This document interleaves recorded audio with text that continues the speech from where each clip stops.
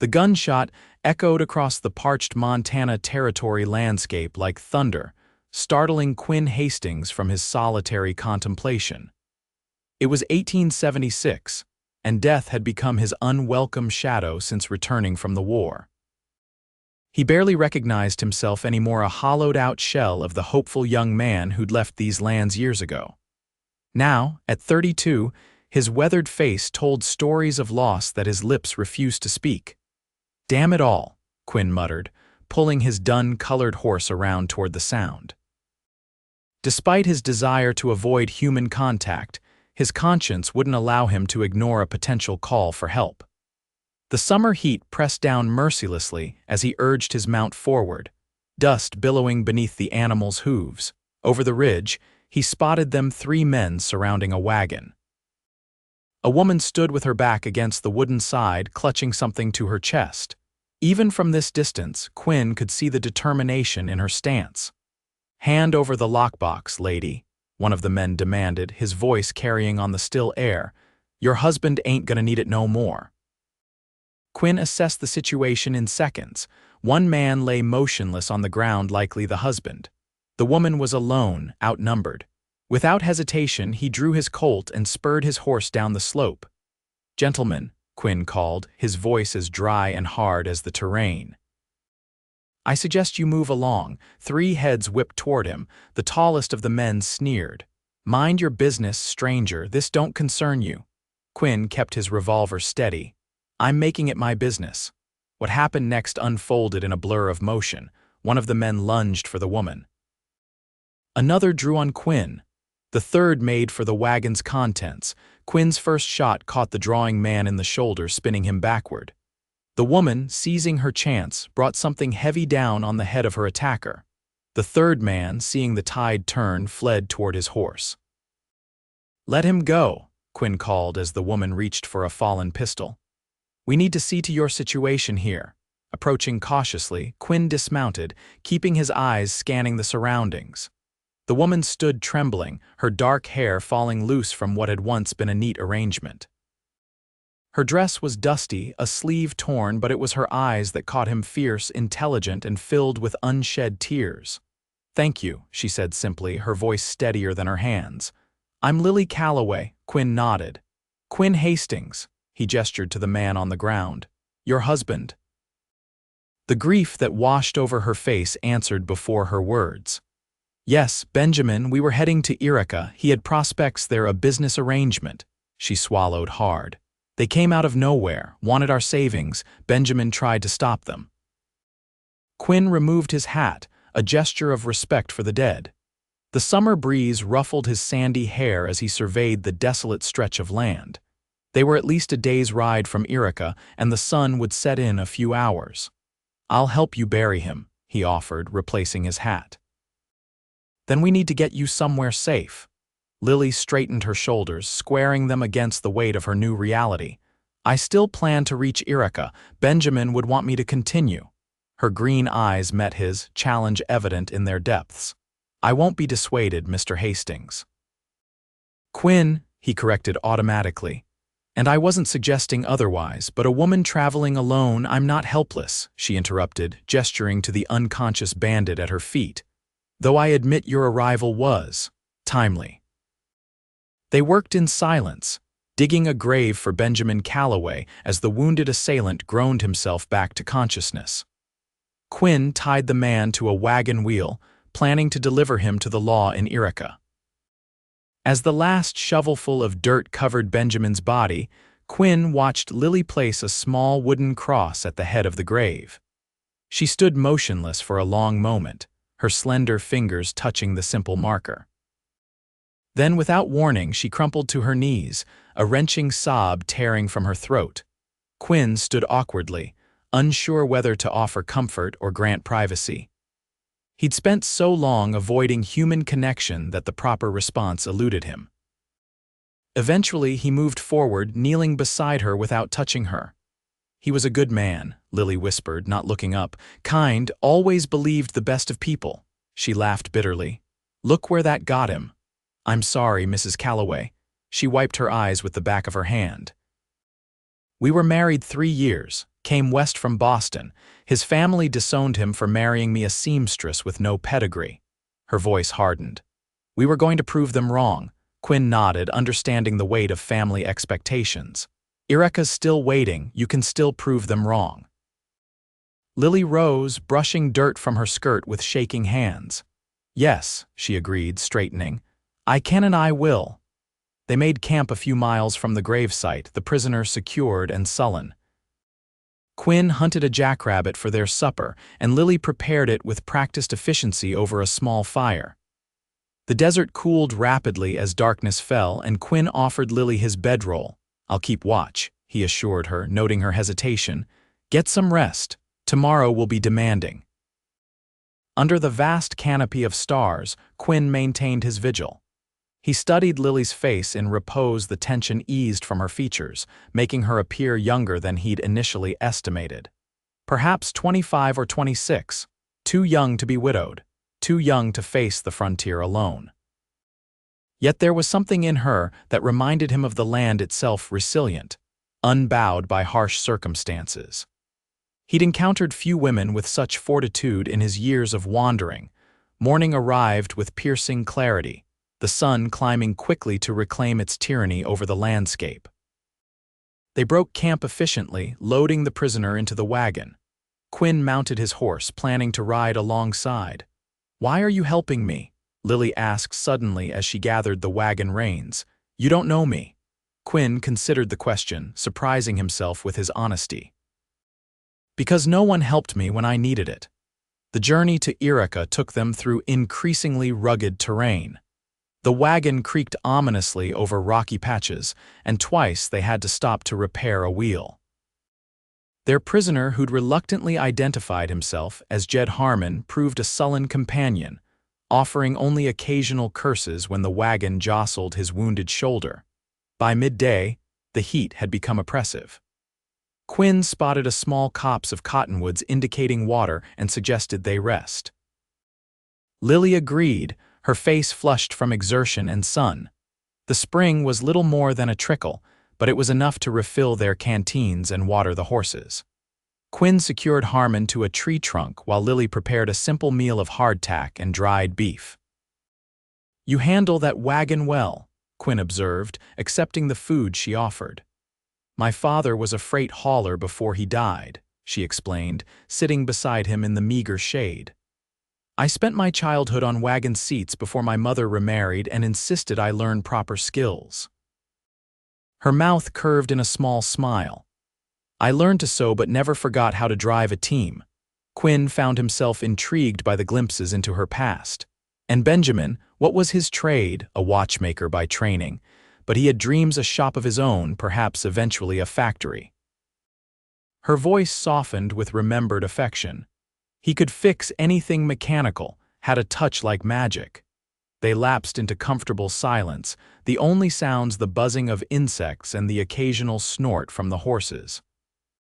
Quinn realized with mild surprise that this was the longest conversation he'd engaged in for months. "What about you?" Lily asked, interrupting his thoughts. "What brings a man like you to this empty stretch of nowhere?" Quinn tensed involuntarily. "Just passing through." She studied him, her green eyes too perceptive. "For how long? Months? Years?" He stood abruptly, uncomfortable with her insight. "We should get moving if we want to reach the foothills by nightfall." Lily didn't press, but he felt her watching him as he checked the wagon's repairs. Something about her quiet observation unsettled him more than direct questioning would have. They reached Erica 2 days later, the settlement appearing suddenly as they crested a hill. The town sprawled across a valley, larger than Quinn had expected, a product of the gold rush that had transformed this part of Northern California over the past decades.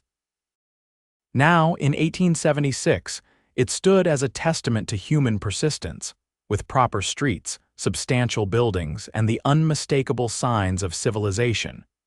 Quinn delivered Harmon to the sheriff's office, explaining the circumstances of Benjamin's death. Sheriff Mills, a barrel-chested man with graying temples, took detailed notes. "Sorry for your loss, madam," he offered to Lily. We'll send riders to retrieve your husband's remains for proper burial here." "Thank you, Sheriff," Lily responded, her composure intact despite the exhaustion etched in her features. "Benjamin had arrangements with a Mr. Edward Hollister. Would you know where I might find him?" The sheriff's expression shifted subtly. "Hollister's shop is on Main Street, but Mrs. Calloway, you should know what?" Lily asked when he hesitated. Mills sighed heavily. "Hollister's not exactly welcoming to newcomers, especially those arriving without prior introduction. He's protective of his business interests." Quinn sensed Lily's disappointment even as she maintained her dignified stance. "I appreciate the warning, but Benjamin had correspondence with Mr. Hollister. I have the letters to prove our arrangement." Outside the sheriff's office, Quinn found himself reluctant to part ways. "I'll help you find lodging," he offered, surprising himself. "Then you can approach Hollister with a clear head tomorrow." "You've done more than enough," Lily protested, though he noted her relief. "I'm sure you have your own business to attend." The truth was, Quinn had no business, no destination, no purpose beyond the next horizon, but admitting that felt too revealing. "I've business in town for a few days," he lied. "It's no trouble." He secured her a room at the Erika Hotel, a modest but respectable establishment on a side street. The proprietress, Mrs. Abernathy, took one look at Lily's travel-worn appearance and dusty garments and clucked sympathetically. "Poor dear, you look dead on your feet," she fussed, leading them upstairs. "A hot bath and proper meal will set you right." "Lost your husband," the sheriff's deputy mentioned. "Terrible business, just terrible." Quinn retreated as soon as Lily was settled, promising to check on her the following morning. He found cheaper lodging at a boarding house near the livery where he stabled his horse. After a bath and change of clothes, he wandered to the nearest saloon, craving the numbing effects of whiskey. The Golden Nugget was typical of frontier establishments, noisy, smoky, and populated by a mixture of miners, cowboys, and townspeople seeking distraction. Quinn claimed a corner table, ordered a bottle, and settled in to observe the room's occupants. The habit had served him well over years of solitary travel. He was on his third glass when a well-dressed man entered, flanked by two rougher companions. The saloon's atmosphere shifted subtly, conversations quieted, glances darted toward the newcomers before hastily returning to drinks and cards. "Hollister," muttered Quinn's nearest neighbor, a grizzled miner nursing a beer. "Man thinks he owns the whole damn town." Quinn studied the newcomer with heightened interest. Edward Hollister appeared to be in his 50s, expensively attired with the florid complexion of a man who enjoyed his comforts. His companions had the unmistakable look of hired muscle. "Buy you gents a drink." Hollister called to the room at large, receiving an enthusiastic response. Celebrating another successful venture, as whiskey flowed freely, Quinn gathered fragments of conversation. Hollister had consolidated control of several businesses in town, including the stage line and largest mercantile. Some spoke admiringly of his business acumen, others muttered about ruthless practices. "Heard Thomas Jenkins lost his claim to Hollister last week," someone commented nearby. "Fourth property this year." "Jenkins was a fool," another responded. "Borrowed against a promise of gold that never materialized. Hollister just collected what was owed." Quinn thought of Lily and her letters, her belief in an arrangement with this man. A sense of foreboding settled over him. He doubted Hollister would honor any agreement made with a now-dead watchmaker from Boston. Morning found Quinn waiting outside the Erika Hotel. Lily emerged looking transformed, her dark hair neatly arranged, wearing a simple but well-made blue dress that emphasized the clarity of her green eyes. The weariness remained, but determination had replaced desperation in her bearing. "You clean up well, Mrs. Calloway," Quinn observed, tipping his hat. A faint blush colored her cheeks. "As do you, Mr. Hastings. I scarcely recognized you without a layer of trail dust." They walked toward Hollister's office, Lily clutching a leather portfolio. "These are Benjamin's designs," she explained. "Improvements to watchmaking machinery." Mr. Hollister expressed great interest in them. Quinn hesitated at the doorway of Hollister's establishment, an imposing brick building with polished windows displaying luxury items. "Would you like me to accompany you inside?" Lily squared her shoulders. "Thank you, but no. This is business, and I must establish myself as Benjamin's capable successor." She offered a small smile that didn't quite reach her eyes. "I'll find you afterward to share my success." He watched her enter, conflicted about letting her face Hollister alone but respecting her need to stand on her own terms. To pass the time, Quinn visited the general store, purchasing supplies he didn't strictly need. When an hour passed with no sign of Lily, he positioned himself across the street, watching Hollister's doorway. She emerged nearly 2 hours after entering, her rigid posture telling him everything before she spoke. Quinn crossed quickly to her side, noting the whiteness of her knuckles as they gripped the portfolio. "He says there was no formal agreement," Lily stated flatly when they were out of earshot. "Claims Benjamin sent preliminary sketches that showed promise, nothing more." He offered to buy the designs outright for a fraction of their worth. Quinn's jaw tightened. "Did you accept?" "Of course not," she replied, indignation flaring. "These innovations are worth 10 times his offer. Benjamin spent years perfecting them." They walked in silence for several moments before Lily continued, her voice steadier.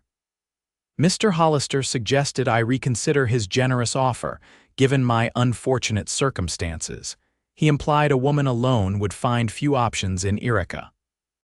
Quinn heard the threat underlying the businessman's words. "What will you do?" Lily stopped walking, turning to face him directly. "I need time to think." Benjamin believed in these designs. He believed they could revolutionize watch production. "I won't surrender them for pennies." "You'll stay in Irica then?" "I must," she said simply.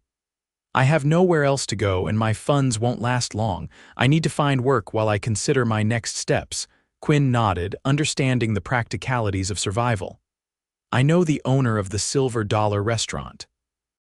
"Lucinda's always looking for help." Hope flickered in Lily's expression.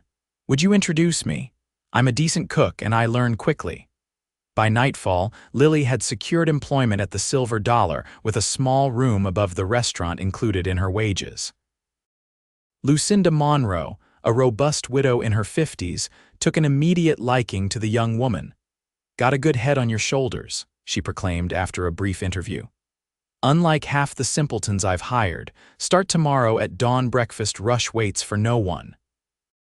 Quinn found himself lingering in Irica, telling himself he was just ensuring Lily's security before continuing his aimless journey.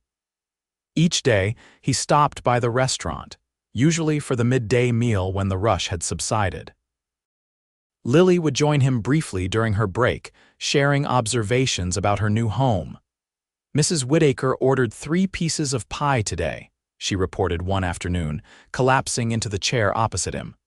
Then complained about her expanding waistline. "Her husband winked at me and ordered a 4th to take home." Quinn found himself chuckling, something he'd nearly forgotten how to do. "You're settling in well." "People talk to me," Lily acknowledged, absently tucking a strand of hair behind her ear. "Perhaps because I serve their food." "I've learned more town secrets in a week than most might in a month." "Any useful information?" Quinn asked, curious despite himself. Lily leaned forward, lowering her voice. "Hollister isn't as beloved as he pretends.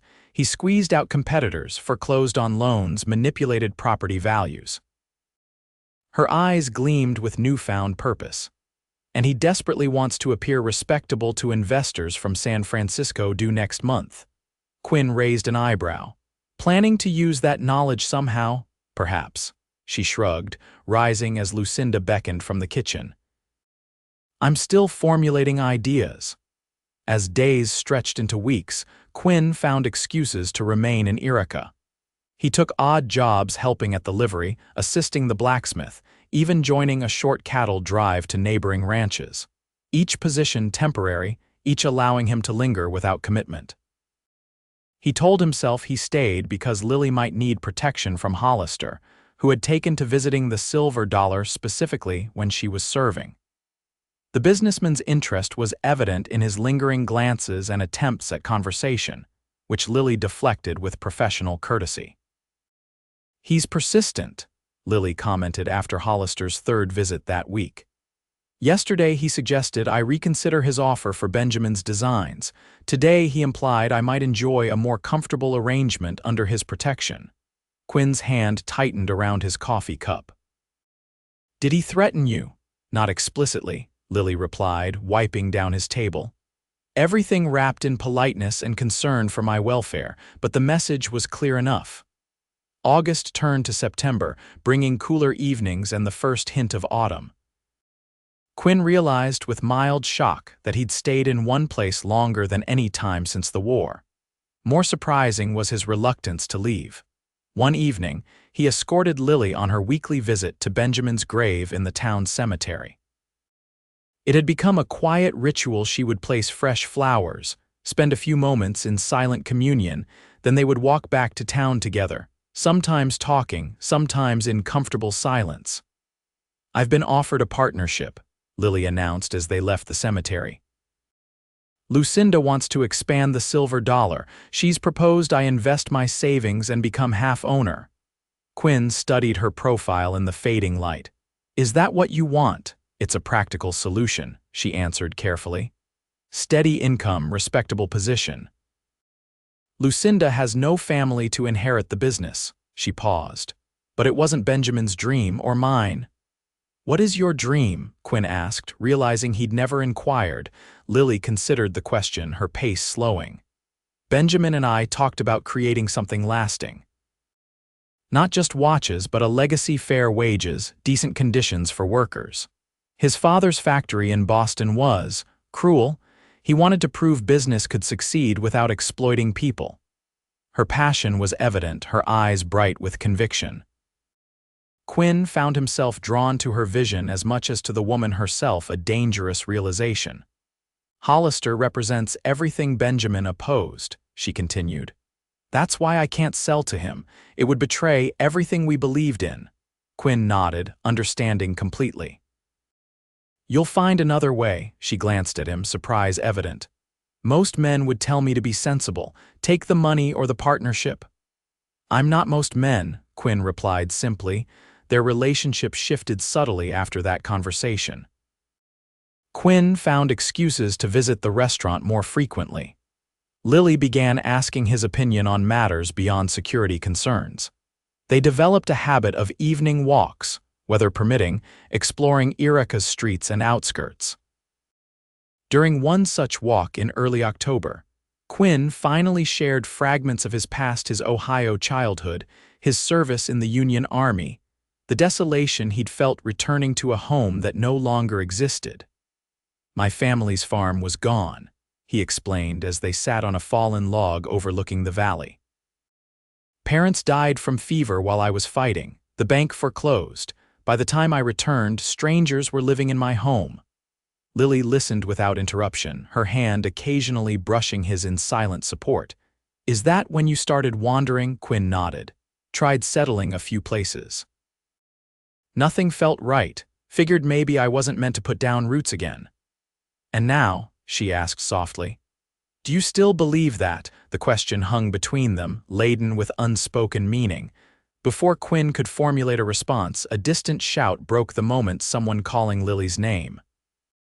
It was Lucinda's son-in-law, Jacob, breathless from running uphill. "Fire at the restaurant," he gasped. "Started in the kitchen. Lucinda sent me to find you."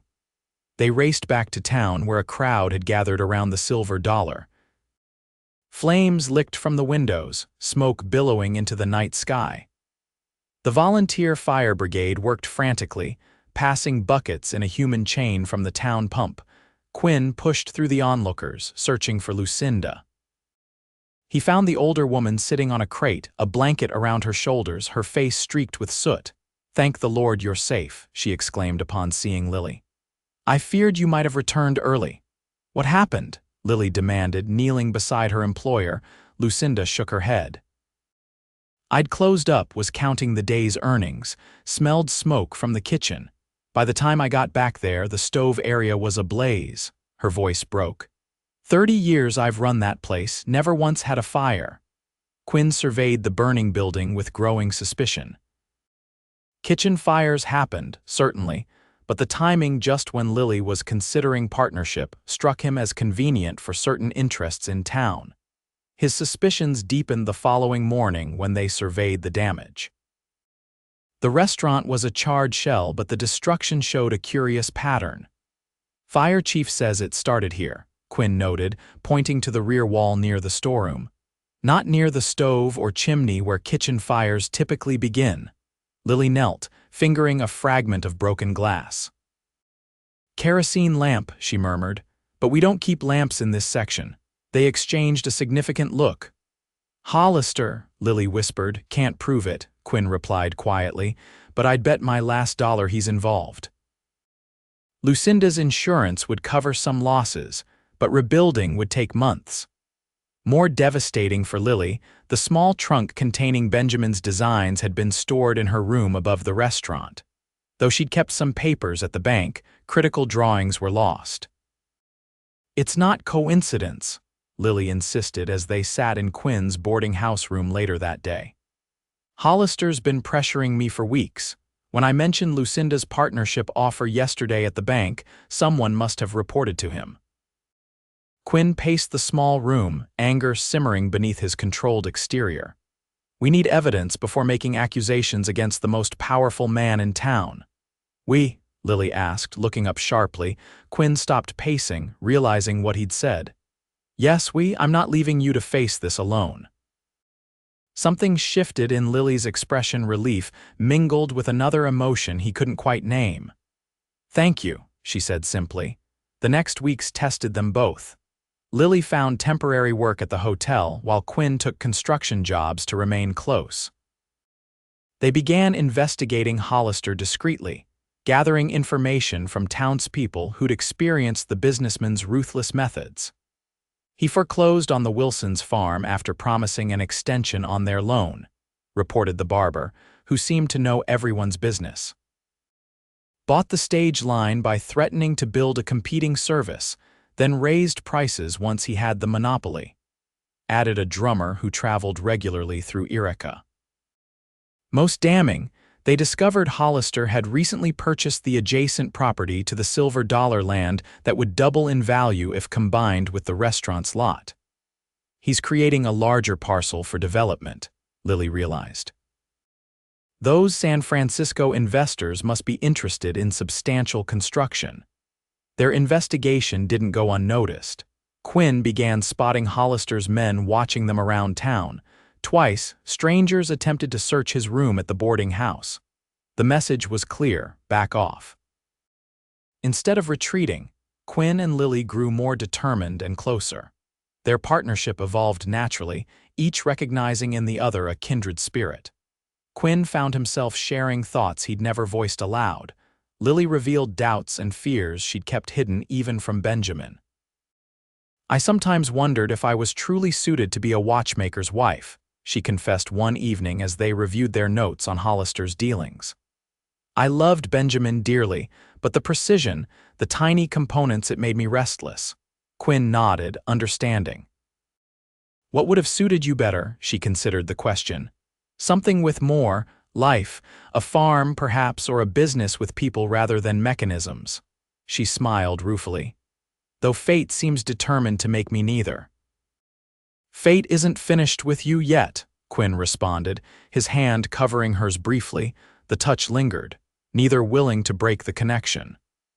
Quinn felt something awakening in him, something he'd thought long dead.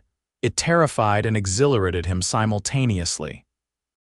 Lily's eyes met his, uncertainty and hope mingling in their depths. Quinn, she began, her voice barely above a whisper, I don't know if I'm ready.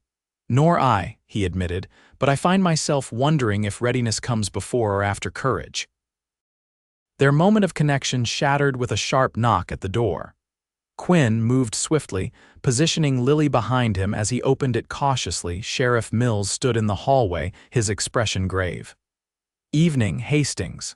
Mrs. Calloway. "Sorry to disturb you, but there's been a development you should know about." Inside Quinn's room, Mills explained that one of Hollister's men had been arrested for drunken brawling. In his inebriated state, he'd boasted about teaching the widow a lesson on Hollister's orders. "Not enough for a formal charge against Hollister," Mills admitted. "Feller sobered up and recanted everything, but thought you should be warned you're stirring up trouble with your questions." After the sheriff departed, Quinn and Lily sat in tense silence. "He knows we're investigating him," Lily finally said. "We're becoming a threat," Quinn nodded grimly. "Which means we're finding something worth hiding." He reached for his coat. "I need to check something at the county records office, tomorrow morning first thing." "I'll come with you," Lily insisted. "Whatever we find, we face together." The records office yielded the evidence they sought. Hollister had been systematically acquiring properties throughout Irica, using various names and corporate entities to mask the extent of his holdings. More significantly, he'd filed construction plans for a major hotel and commercial complex contingent on acquiring one final parcel. "The Silver Dollar location," Lily breathed, reviewing the maps. "It's the last piece he needs to complete the block." "And your partnership with Lucinda would have prevented him from getting it," Quinn added. "The fire wasn't just to destroy your designs, it was to eliminate the restaurant entirely." Armed with their evidence, they approached Sheriff Mills again. The lawman reviewed their findings with growing concern. "This is troubling," he acknowledged, "but circumstantial. No direct proof Hollister ordered arson." "But surely it's enough to investigate further," Lily pressed. Mills sighed heavily. "Mrs. Calloway, Mr. Hastings, I don't disagree with your conclusions, but Hollister practically owns this town, including half the judiciary. Without an eyewitness or confession, we can't touch him." Frustration burned in Quinn as they left the sheriff's office. There must be another approach. Lily stopped walking suddenly, her expression clearing. "The investors," she said. "Hollister's San Francisco investors arrive next week. He staked everything on impressing them with his vision for developing Irica." "How does that help us?" Quinn asked, struggling to follow her thinking. A slow smile spread across Lily's face, the first genuine smile he'd seen since the fire. "Because gentlemen with money to invest value one thing above all else: reputation. If Hollister's methods were exposed before their arrival, understanding dawned." "You want to publicly reveal what we've discovered." "Not just reveal it," Lily countered, excitement building in her voice. "Prove it with help from those he's wronged. The Wilsons, the stage line employees he dismissed, everyone who suffered under his schemes." The plan took shape rapidly. They would compile testimonials from Hollister's victims, gather documentation of his questionable acquisitions, and present everything to the investors immediately upon their arrival before Hollister could control the narrative. Word spread quietly through Irica. People Quinn had barely noticed during his months in town approached with stories and evidence. The schoolteacher offered her husband's printing press to create informational pamphlets. Lucinda volunteered her daughter's home for clandestine meetings. "Never thought I'd see this town unite against him," Mills commented when Quinn updated him on their progress. "Been too much fear for too long." He hesitated. "I can't officially support this, you understand, but neither will I stand in your way." As they worked, Quinn observed a transformation in Lily.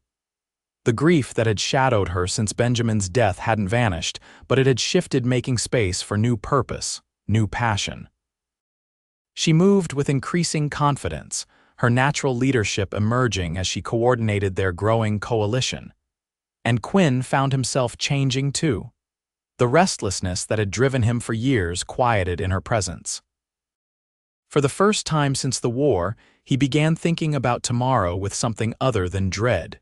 3 days before the investors' scheduled arrival, their careful planning nearly collapsed. Quinn returned to his boarding house to find his room ransacked, their collected evidence missing. Worse, a note had been left on his pillow. "Leave town by morning or the widow joins her husband." Cold fury replaced his initial panic. He located Lily at Lucinda's daughter's home where she'd been staying since the fire. "Thank God," she breathed upon seeing him. "Jacob said men were looking for you at the livery." Quinn showed her the note. Hollister's made his move. Rather than showing fear, Lily's expression hardened with resolve. "He's desperate. We must have uncovered more than we realized." "This isn't a game, Lily," Quinn insisted, using her first name without thinking. "He's threatening your life." "And I refuse to be threatened," she countered. "We've come too far to back down now." Their gazes locked in silent battle, neither willing to yield. Finally, Quinn exhaled sharply. "At least we kept copies of most documents at separate locations. And I have these," Lily added, pulling Benjamin's portfolio from a hidden compartment in her trunk. "I started keeping it with me after the fire." Quinn stared at the leather case in surprise. "Your husband's designs." "I thought they were destroyed." "Most were," she confirmed. "But the core innovation survived, and I discovered something while reviewing them yesterday." She opened the portfolio, revealing technical drawings.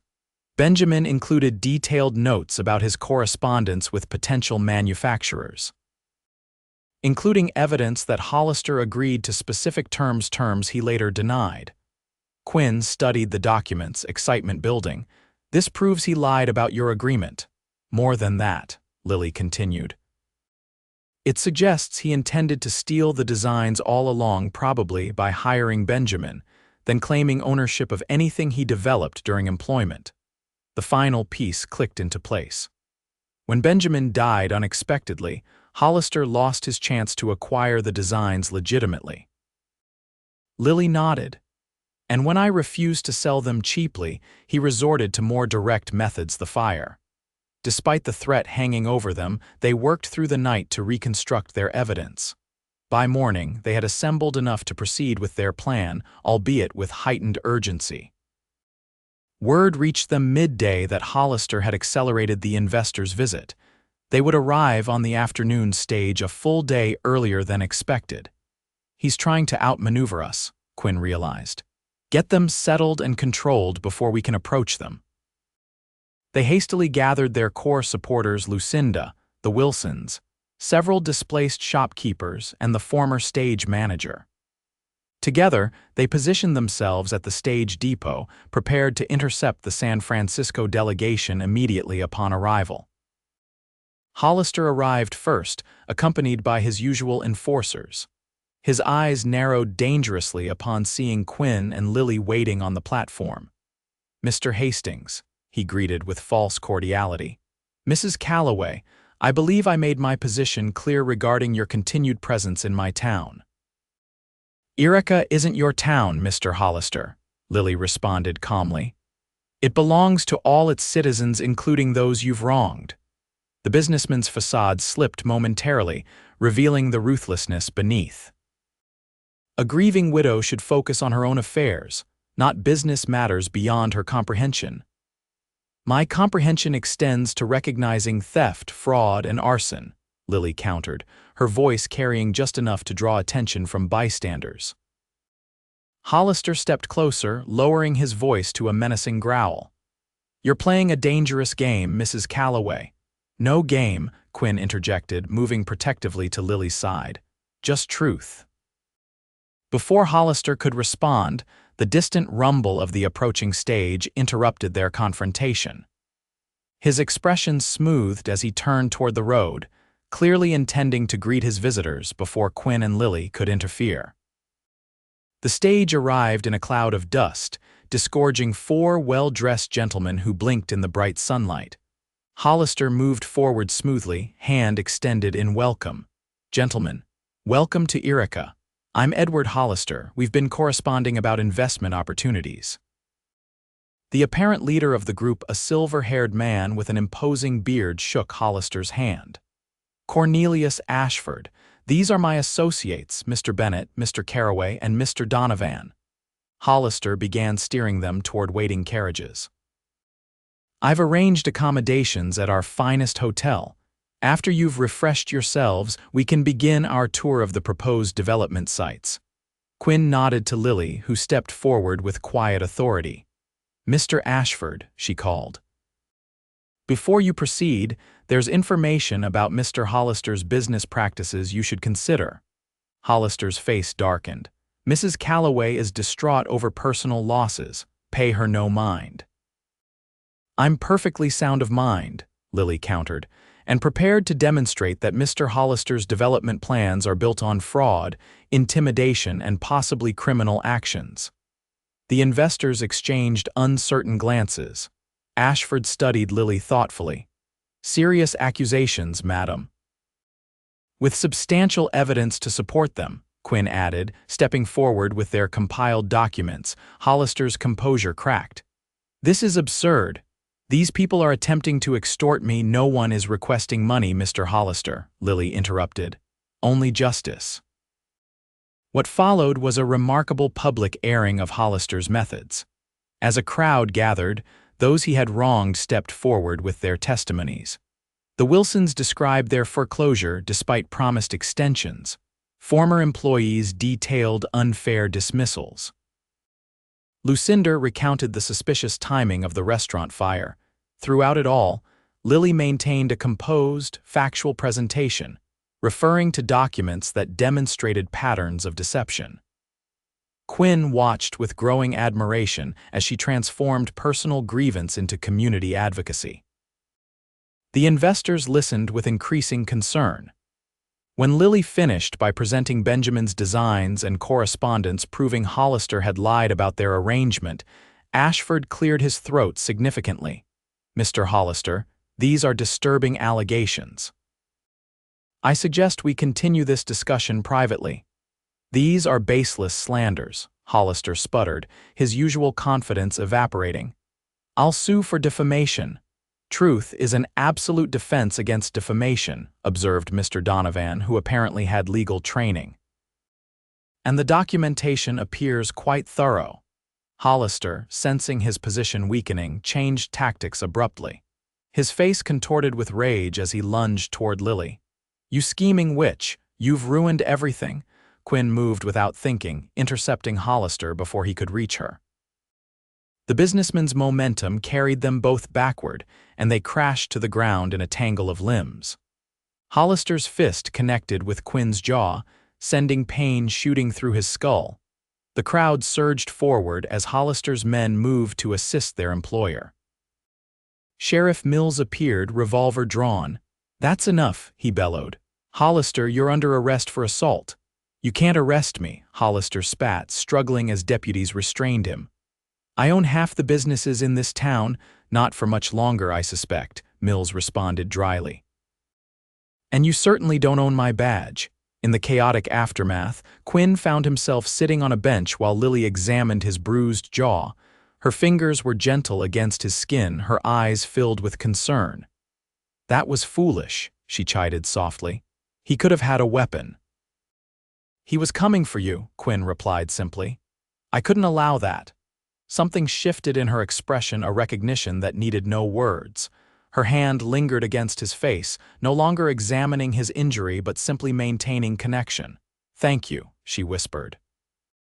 Not just for today, but for everything since that first day on the trail. Quinn covered her hand with his own. I should be thanking you. For what? She asked, genuinely puzzled. For showing me there's still something worth fighting for. The investors departed the following day, their interest in Hollister's developments thoroughly extinguished.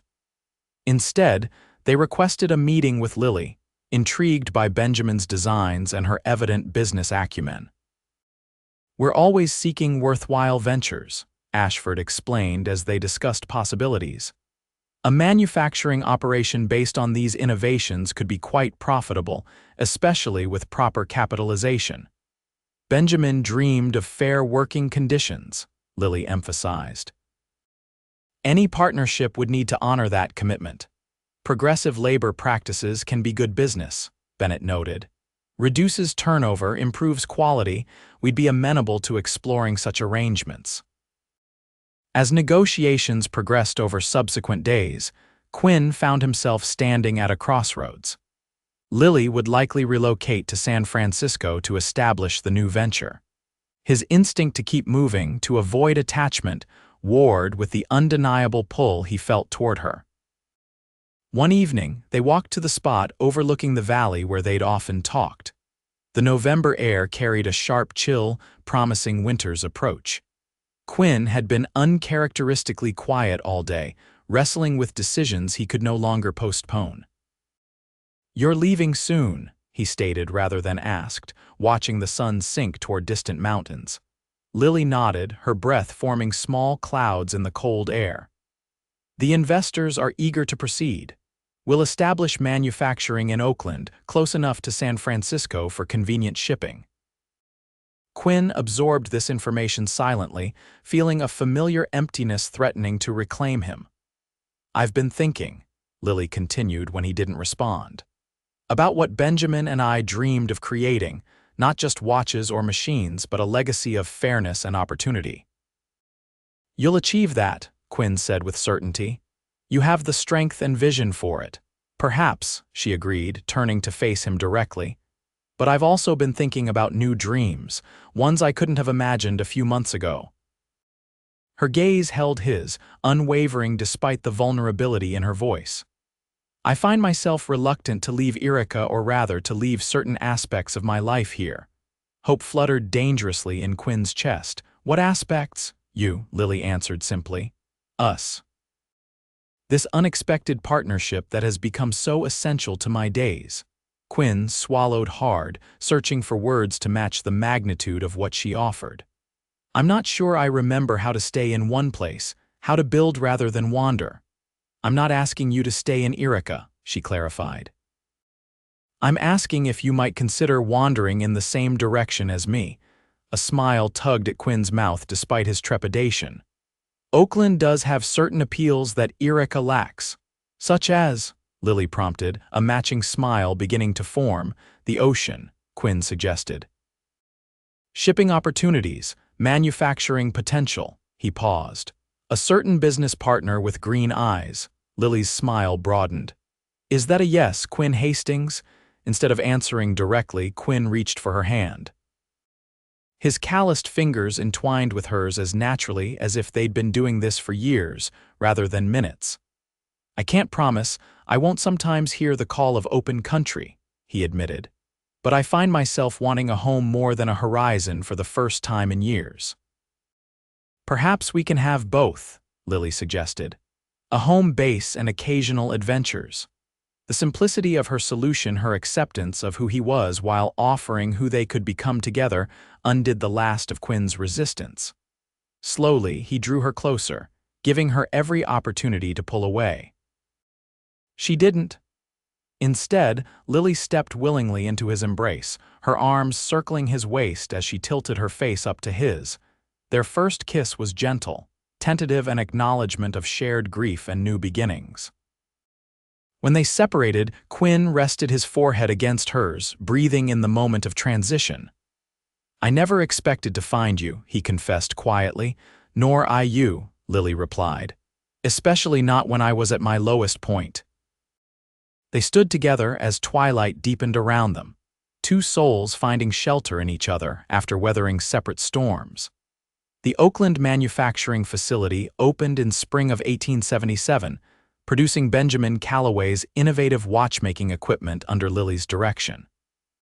Quinn surprised himself by discovering an aptitude for logistics and transportation, organizing shipments, and eventually establishing a small freight company that served the factory and other businesses. They married that summer in a simple ceremony attended by Lucinda, Sheriff Mills, and their San Francisco investors. The certificate listed their ages: Quinn at 33, Lily at 27, and their future as boundless. Erica transformed after Hollister's downfall. With his monopolistic practices exposed, new businesses flourished, including a rebuilt Silver Dollar restaurant under Lucinda's sole ownership. The town maintained a special place in Quinn and Lily's hearts, and they returned occasionally to visit friends and pay respects at Benjamin's grave. In Oakland, they created the home neither had truly experienced before, one built on mutual respect, shared purpose, and deepening love. Their modest house near the bay filled gradually with evidence of their partnership. technical books beside volumes of poetry, Quinn's saddle hanging near Lily's sewing machine, maps of places they'd been and others they planned to explore together. 2 years after their wedding, their son arrived, William Benjamin Hastings, named for Quinn's father and Lily's first husband. The boy inherited his mother's bright eyes and his father's independent spirit, along with both parents' determination. On William's 3rd birthday, as autumn painted the hills with gold and crimson, Quinn took his family to a piece of land they'd purchased in the valleys east of Oakland. 20 acres of promising soil, with a creek running through one corner and mountains visible in the distance. "For weekends now," he explained as William explored nearby rocks and Lily surveyed the rolling landscape. "Perhaps more eventually, when the business is established enough to run without daily supervision." Lily squeezed his hand, understanding the significance of his planning for permanence.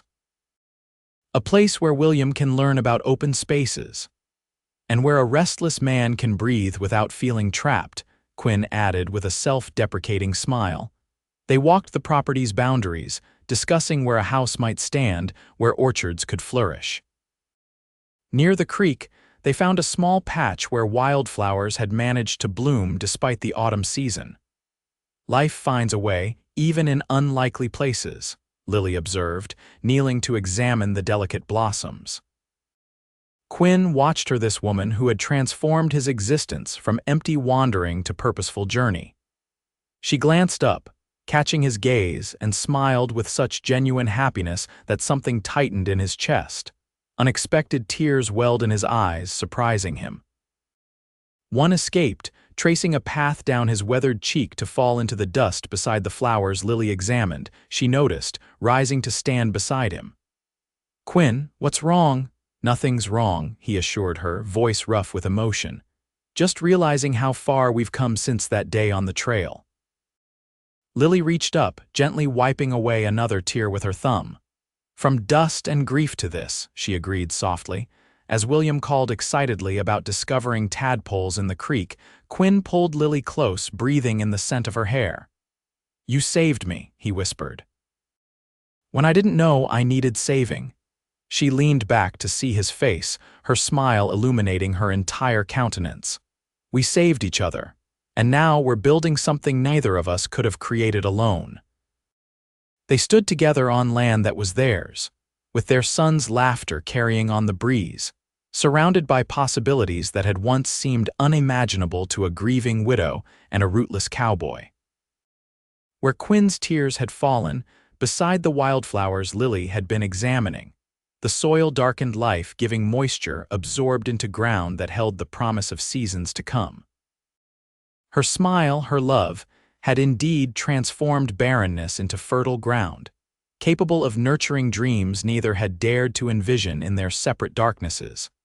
Together, they turned toward their son's excited calls, moving forward into a future as vast and hopeful as the western sky above them.